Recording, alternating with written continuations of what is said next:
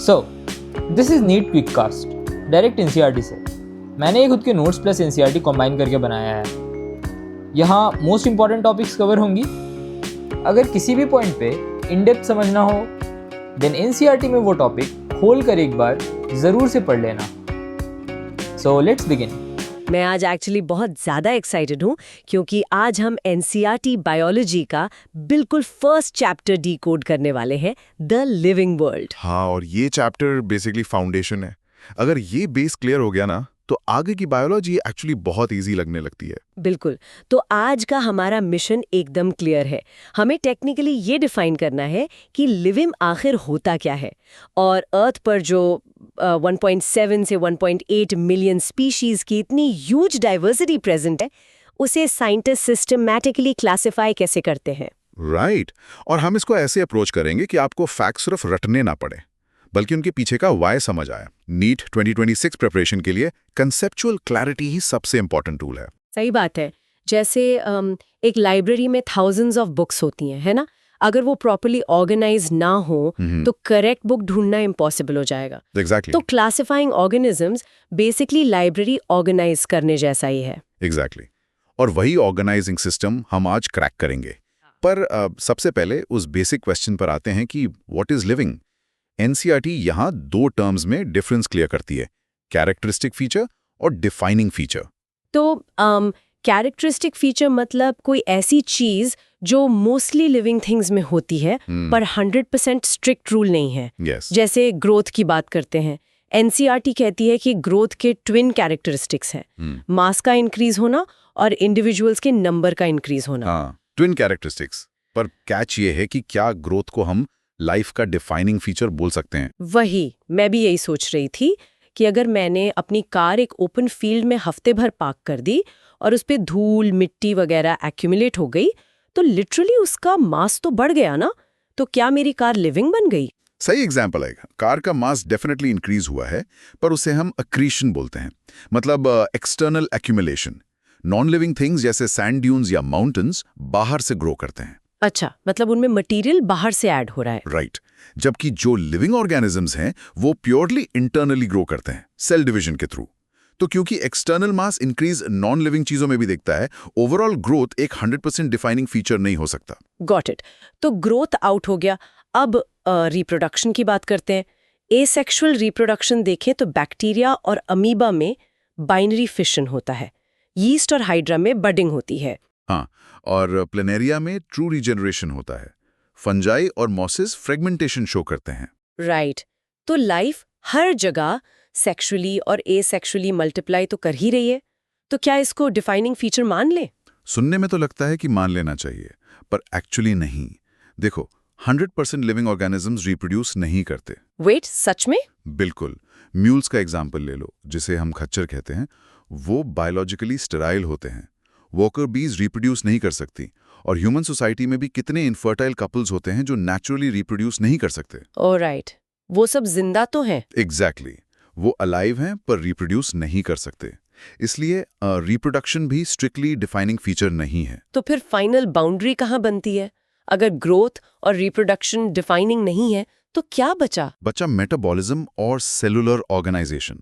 हमारी बॉडी में कंटिन्यूसली हजारों केमिकल रिएक्शन चल रहे हैं। कुछ टूट रहा है यानी कैटाबॉलिक रिएक्शंस, कुछ बन रहा है यानी एनाबॉलिक रिएक्शंस। इन सभी रिएक्शंस के सम टोटल को मेटाबॉलिज्म कहते हैं। लेकिन एक काउंटर क्वेश्चन है मेरा।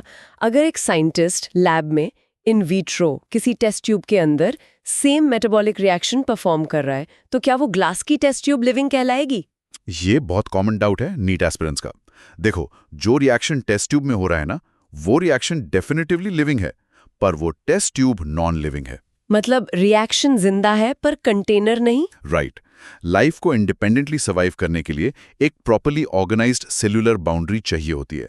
बिना सेल के लाइफ पॉसिबल नहीं है। तो metabolism along with cellular organization, ये दोनों स्ट्रिक्टली डिफाइनिंग फीचर्स हैं। Make sense. और इसके बाद आता है सबसे बड़ा फीचर, जिसे मैं लाइफ का बाप फीचर बोलती हूँ, कॉन्शियसनेस। एनवायरनमेंट को सेंस करना और रिस्पॉन्ड करना। सही टर्म यूज किया आपने। छोटे से छोटा बैक्टीरिया केमिकल सेंस करके एंटीबायोटिक से भागता है, प्लांट्स लाइट और वाटर के डायरेक्शन में रिस्पॉन्ड करते हैं। हर लिविंग ऑर्गेनिज्म कॉन्शियस होता है। पर यहाँ एक ट्रिक है ना, सेल्फ कॉन्शियसनेस वाली बात। हाँ, ये एक ट्रैप है जहाँ स्टूडेंट्स गलती करते हैं। सेल्फ कॉन्शियसनेस मतलब खुद के एग्जिस्टेंस की डीप अवेयरनेस, ये सिर्फ और सिर्फ ह्यूमंस में प्रेजेंट है। एक डॉग या कैट एनवायरनमेंट से अवेयर है, पर उन्हें सेल्फ अवेयरनेस नहीं है। तो कॉन्शियसनेस डिफाइनिंग फीचर है, पर सेल्फ कॉन्शियसनेस नहीं। एग्जैक्टली। तो अब हमने लिविंग को डिफाइन कर लिया, पर अर्थ पर लाइफ का नंबर कितना है? एनसीईआरटी के अकॉर्डिंग अर्थ पर करंटली 1.7 से 1.8 मिलियन स्पीशीज आइडेंटिफाइड और डिस्क्राइब्ड हैं। ये टोटल बायोडाइवर्सिटी है हमारी। और इतनी मैसिव बायोडाइवर्सिटी को स्टडी करना अपने आप में एक हेडेक है। अगर हम हर ऑर्गेनिज्म को उसके लोकल नाम से बुलाने लगे तो केओस हो जाएगा। बिल्कुल, जैसे एक ही प्लांट को इंडिया के अलग अलग स्टेट्स में आंख, मदार या कैलोट्रोपिस बुलाते हैं।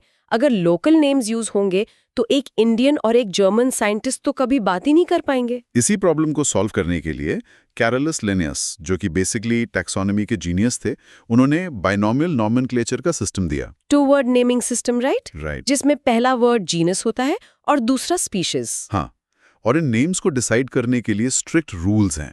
प्लांट्स के लिए रूल्स ICBN बनाता है, international code for botanical nomenclature, और एनिमल्स के लिए ICZN, मतलब international code of zoological nomenclature. तो मैंगो का ही एग्जाम्पल ले लेते हैं। साइंटिफिक नेम है मैंगीफेरा इंडिका। यहाँ मैंगीफेरा जीनस है जो कैपिटल लेटर से स्टार्ट होता है, और इंडिका स्पीशीज है जो स्ट्रिक्टली स्मॉल लेटर से शुरू होगी। Perfect example. और ये नेम्स मेनली लैटिन लैंग्वेज से डिराइव्ड होते हैं। यार, ये लैटिन ही क्यों? इंग्लिश क्यों नहीं यूज कर ली उन्होंने? ग्लोबल लैंग्वेज है आखिर। क्योंकि इंग्लिश टाइम के साथ चेंज होती है, नए स्लैंग्स आते हैं, मीनिंग्स बदलते हैं। लैटिन एक डेड लैंग्वेज है, उसमें टाइम के साथ कोई एवोल्यूशन नहीं होता। तो साइंटिफिक नेम्स सेंचुरीज बाद भी एग्जैक्टली सेम मीनिंग होल्ड करेंगे। स्टेबिलिटी के लिए। और इनको लिखने का भी एक फॉर्मेट होता है। अगर प्रिंट कर रहे हैं तो नेचुरली इटैलिक्स में लिखेंगे ताकि लैटिन ओरिजिन दिखे। और अगर हैंड रिटन है तो जीनस और स्पीशीज दोनों को इंडिविजुअली सेपरेटली अंडरलाइन करना पड़ता है। और हाँ, जिस साइंटिस्ट ने उस स्पीशीज को डिस्कवर किया उसका नाम एंड में शॉर्ट में लिखते हैं, जैसे मैंगीफेरा इंडिका लिन, जहां लिन लिनेयस के लिए है। तो नेमिंग तो हो गई, पर अब 1.8 मिलियन ऑर्गेनिजम्स को प्रॉपर ग्रुप्स में डालना भी तो पड़ेगा। ये वही स्कूल वाला सिस्टम है ना, जैसे 1200 स्टूडेंट्स को प्रॉपर्ली अलग अलग क्लासेस और सेक्शंस में ऑर्गेनाइज करते हैं। बिल्कुल वही लॉजिक है। इस ग्रुपिंग प्रोसेस को सिस्टमैटिक बनाने के लिए हम टैक्सोनॉमी और सिस्टमैटिक्स का यूज करते हैं। टैक्सोनॉमी के 4 मेन पिलर्स होते हैं ना, कैरेक्टराइजेशन, आइडेंटिफिकेशन, क्लासिफिकेशन और नॉमेनक्लेचर। करेक्ट।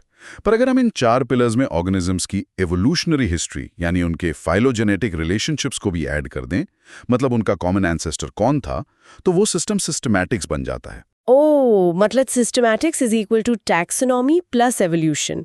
ये फॉर्मूला नीट के लिए याद रखना जरूरी है। अब इस क्लासिफिकेशन को एक step by step taxonomic hierarchy में अरेंज करते हैं, जिसमें स्ट्रिक्टली 7 ऑब्लिगेट कैटेगरीज हैं। और वो कैटेगरीज कौन सी हैं? टॉप टू बॉटम चलते हैं। किंगडम, फाइलम या प्लांट्स के केस में डिवीजन, उसके बाद क्लास, फिर ऑर्डर, फैमिली, जीनस और फाइनली स्पीशीज। मैंने इसकी एक ट्रिक भी बनाई थी, कीप पोडियम क्लीन और फैम गेट सिक। हाँ, नाइस ट्रिक। कीप से किंगडम, पोडियम से फाइलम। सही है। पर इस हायरार्की में एक बहुत इंपॉर्टेंट फंडामेंटल रूल है जो क्वेश्चन सॉल्व करने में काम आता है। वो सिमिलैरिटी वाला रूल ना। जैसे जैसे हम लोअर लेवल से अपर लेवल की तरफ जाते हैं, यानी स्पीशीज से किंगडम की तरफ, वैसे वैसे उन ऑर्गेनिजम्स के बीच सिमिलैरिटीज डिक्रीज होती जाती हैं। एग्जैक्टली। एग्जाम्पल देखो, ह्यूमन और बाथ स्पंज दोनों ही किंगडम एनिमेलिया में आते हैं, पर उनके बीच कोई ऑब्वियस कॉमन फीचर नहीं है। पर अगर हम स्पीशीज लेवल पर 2 ह्यूमंस को कंपेयर करें तो वो 99% आइडेंटिकल होते हैं। राइट। अब थोड़ा स्पेसिफिकली एनसीईआरटी के उन एग्जाम्पल्स पर चलते हैं जो सीधा एग्जाम में आते हैं। ह्यूमंस का क्लासिफिकेशन डिस्कस करते हैं। बायोलॉजिकल नेम है होमो सेपियंस। सही। तो जीनस हो गया होमो, फैमिली है होमिनिडी, ऑर्डर है प्राइमेटा, क्योंकि हमारे फीचर्स मंकीज और एप से मिलते हैं, क्लास मेमेलिया है, और फाइलम कॉर्डेटा। और मैंगो यानी मैंगीफेरा इंडिका का क्या सीन है? मैंगो की फैमिली अनाकार्डिएसी है, ऑर्डर सेपिनडेल्स, क्लास डाइकोटिलीडोनाए यानी डाइकॉट, और डिवीजन एंजियोस्पर्मे है। एक छोटा एनिमल भी कवर कर लेते हैं, जैसे हाउस फ्लाई, मस्का डोमेस्टिका। इसकी फैमिली मस्कडे है, ऑर्डर डिप्टेरा, क्लास इंसेक्टा और फाइलम आर्थ्रोपोडा।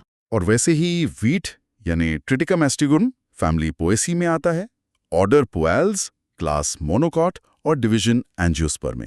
वेट, यहाँ मैंने एक पैटर्न नोटिस किया। मुझे लगता है नीट एस्पिरेंट्स के लिए ये एक सॉलिड हैक बन सकता है। अगर ध्यान दें तो प्लांट फैमिलीज के नाम मोस्टली एसीए पर एंड हो रहे हैं। अनाकार्डिएसी, पोएसी। बहुत शार्प ऑब्जर्वेशन है।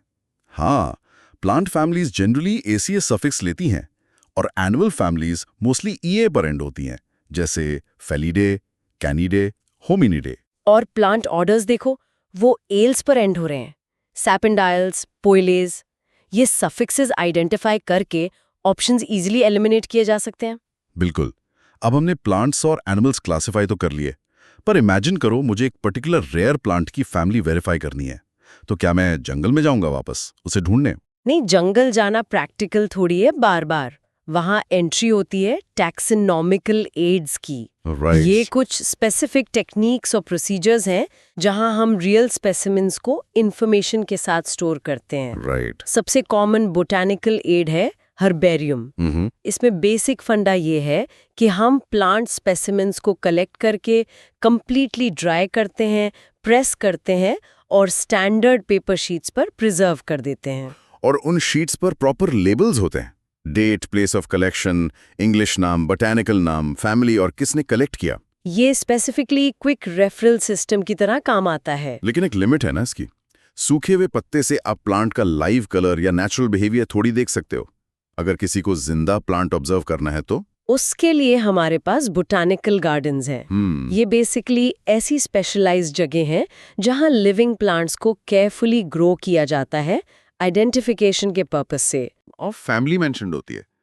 क्यों लंदन का रॉयल बोटैनिक गार्डन या हावड़ा का इंडियन बोटैनिकल गार्डन इसके बेस्ट एग्जांपल्स हैं। अच्छा, प्लांट्स तो हो गए, पर एनिमल्स को प्रॉपर्ली प्रिजर्व करने के लिए हम म्यूजियम्स यूज करते हैं ना? हाँ, एजुकेशनल इंस्टीट्यूट्स जैसे स्कूल्स और कॉलेजेस में म्यूजियम्स होते हैं।